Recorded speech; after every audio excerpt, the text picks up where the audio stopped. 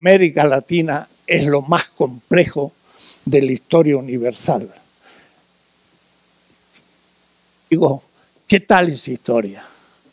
¿La sabemos? ¿Saben los alumnos de los colegios esta historia? De tal manera que si ahora leen el diario y dice de Siria está llegando 1 millón a Alemania, ¿saben lo que es Siria y por qué están llegando? ¿O simplemente creen que son como jugadores de fútbol que pasan a otro equipo y no saben nada? Porque no tienen ninguna educación, porque ni saben lo que es ser mexicano o latinoamericano, porque no han estudiado una materia que se llama historia. Esa es reforma educativa. Cambiar los textos, enseñar otras cosas, porque ¿por qué la gente se va a Estados Unidos? Porque admira Estados Unidos y desprecia lo propio. Si tuviese otra consideración de lo nuestro, diría, como me pasó una vez en Budapest, un congreso de profesores, y había una profesora que venía de Londres, de Inglaterra. ¿Y usted dónde viene? Yo, de México. Ah, del mundo nuevo, del nuevo mundo. Entonces yo le digo a la profesora de Londres, una cosa, en el 3er siglo después de Cristo, ¿qué ciudad importante había en Inglaterra? Ninguna, ni de 10.000 habitantes, ni de 5, ni de 1.000.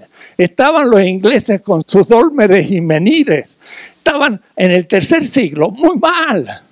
Le digo, mire, en México había una ciudad de 100.000 habitantes en el siglo III. Entonces yo le digo a la señora, yo no vengo del mundo nuevo. Yo vengo de un mundo más antiguo que Europa, aunque soy pobre. Ah, es otra cosa. Es otra cosa. ¿Se da cuenta? Y la señora me miró raro diciendo, ¿quién es este que me hizo?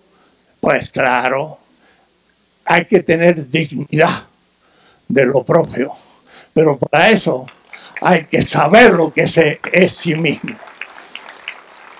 Entienda usted ahora, o vislumbren, lo que significa hacer una historia nuestra, hacer literatura nuestra.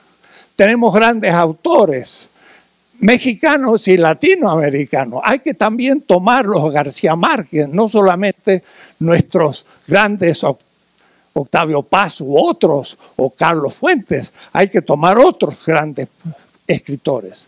Y al mismo tiempo las matemáticas. ¿Por qué no dar a los niños alta información de una matemática muy distinta como la de los mayas?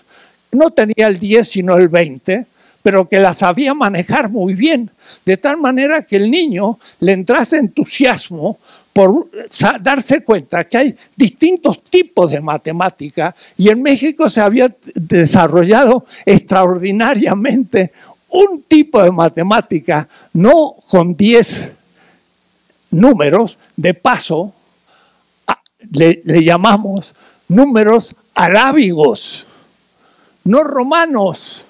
¿Y por qué arábigo? Porque los árabes lo inventaron a partir de la India. En el siglo IX, los europeos eran un país subdesarrollado, era un país inculto y dependiente del mundo árabe. Pero en el Casa de la Sabiduría, en el centro de la Mesopotamia, había grandes matemáticos, grandes astrónomos árabes.